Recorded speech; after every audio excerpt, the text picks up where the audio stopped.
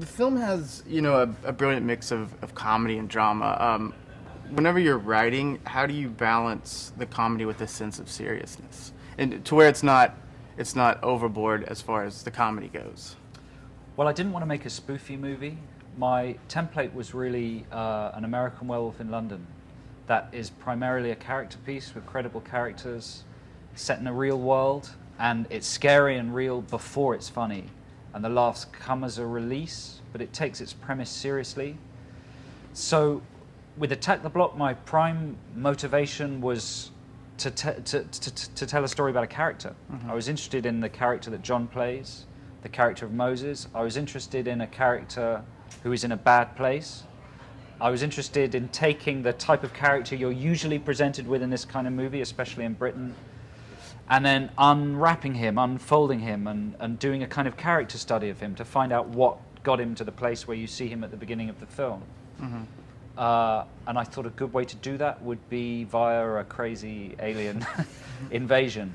So I don't really have any theory or I did it by instinct. I'm quite old. I'm in my early 40s. I've wanted to make a film for years and years and years. I've got years of watching movies and opinions, and just like you and everybody out there, I have my opinion. Movies are like sports for me, So when I came to make one, I just relied on all that instinctive stuff. I just did it from the gut, and I wrote what I thought would be funny and exciting. Plus, I did a lot of research. I spoke to loads and loads of young people from this environment, the environment kids are funny, they're interesting, they're intelligent, they're smart. Some of them make the wrong choices, some of them make the right choices, but they were my inspiration. A lot of the lines in the movie are things that kids said to me. That's genuine wit. It's truthful character. So the script is a combination of that. The script is a combination of outer space bullshit and hardcore reality. Yeah. Moses, in the film you say his age, and you show sheets. Why do you think that was important to tell? Well, the whole movie is about... In the UK, there are a lot of what are called hood movies, a lot of movies that use this environment, and they're usually quite depressing. In those movies, the kid usually starts out innocent and then is corrupted by the environment. We wanted to start with the downbeat stereotype and then reveal the humanity of the creature, of the character. So that was the whole raison d'etre of the film, really. And we know the beginning with an anti-hero, someone you shouldn't really like. But for me, that's what fiction is about. Fiction is not real. Yeah. So you can play with ideas and characters and jokes and humor that wouldn't necessarily float in reality. But I don't feel you have to judge characters in a film with the same moral absoluteness that you would in real life, because that... Absolutely. Okay, this is for you, John. You play you're a young man, and you play a young man, an anti-hero, and this is your first feature. How much, if at all, was that character taken from is it you, maybe taken from personal experience, so we can build up that, like, a unique type of character versus, added to what he wrote? Well, I guess if it was me, I wouldn't be doing my job, because my job is to play another person. Yeah. So no, it wasn't me. But we were in serious discussion during the rehearsal process and creating this character and making him as authentic and as real as possible. And I watched season 4 of The Wire to get knowledge from that, because you got characters that have subtle performances, and knew Moses didn't have a lot of dialogue, so that meant telling the story through the eyes. And I knew that all I had to do was make this character the most hated character at the beginning and strip him of his kind of guilt and of his sin, and raise him from that kind of depressing mugger to a hero. And that was the main focus. Yeah.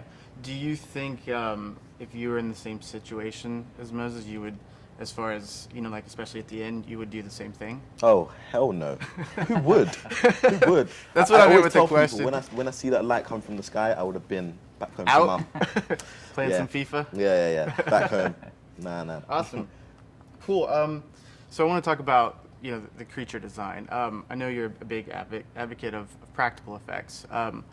Do you think it's important, especially in the day of, everything's going CGI, more digital, things like that. Do you think it's important for filmmakers to continue with practical effects? Yes. Well, I wouldn't say it's important. I wouldn't want to impose my view on anybody else.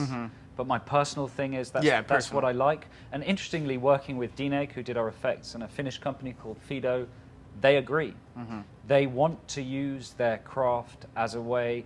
They said to me, do as much as you can in camera, make it as good as you can in camera, then bring it to us and we will put the cherry on the cake kind of thing.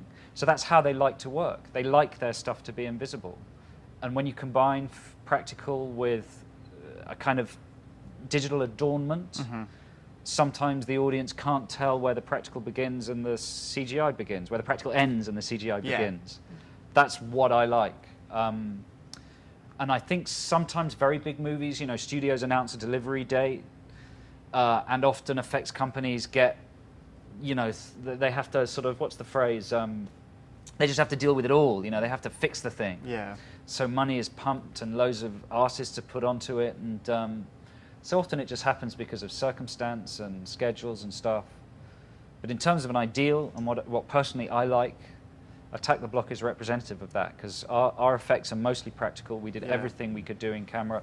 You know, one of my favorite effects moments in any movie is in Poltergeist, when the mum goes to remember she goes to the kitchen cupboard and the camera pans across.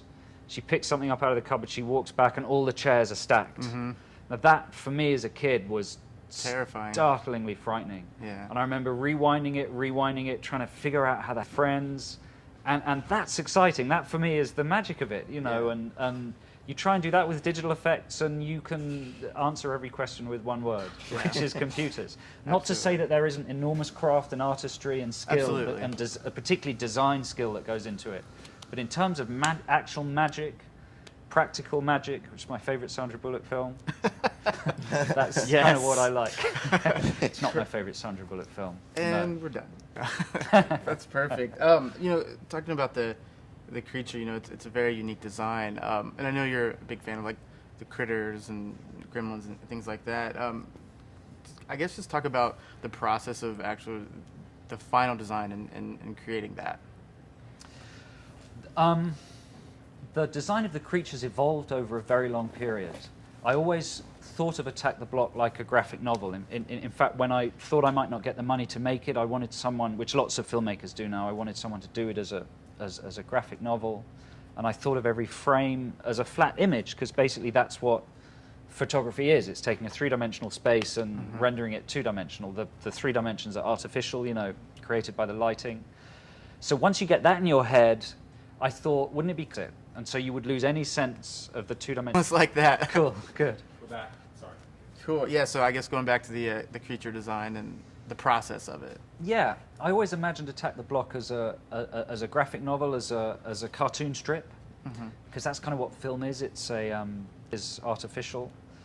So I wondered what it would be like if you had a creature whose fur absorbed light rather than reflects. But when I was a kid, I saw Ralph Bakshke's 80s animated Lord of the Rings, and there was an exhibition about the making of it on a barge in the Thames, and my mum took me to it, and I remember they showed you precisely how they did it. They showed you the live action footage that they shot of the little guys and the Dark Riders in particular. Then they showed you the cell animators animating each frame, and then they showed you the finished cartoon, and that really stuck with me, going from a three-dimensional photographed image to a cartoon that was almost like the old school equivalent of motion capture. And that fascinated me. And it made me think, oh, but actually the live action image is two-dimensional anyway. All they've done is colored it in like a coloring book. So that was kind of where it came from. I thought, and then we stitched that into the way we lit the film. I brought the DOP on board really early, and he knew that was what we were going for, so we made sure the contrast levels were sympathetic to that treatment. We watched John Carpenter's The Thing, which has an incredible contrast level with the pitch blacks and the snow white snowiness. Yeah, so that was kind of the inspiration. And then the teeth is just the idea of practical light, of light in shot, which is always very important to me. You know, obviously the lights outside of the frame are very important, but for me the light sources in the frame are really important. So I thought it would be cool if these completely dark creatures had one light source. You're saying last night, the closer they got to the pheromone, I guess the brighter. Yeah, if you watch the teeth react to the pheromone, and they glow whiter and hotter the closer they get to the pheromone, and they pulse, and they emit this kind of weird electronic-y sound when they get kind of hungry. It's what lions do, weirdly. Yeah. If they smell the pheromone, which is basically smelling each other's piss on a tree. Cats do it as well. They smell it and go, do this really weird face. I kind of want to get rid of my cat when it does that.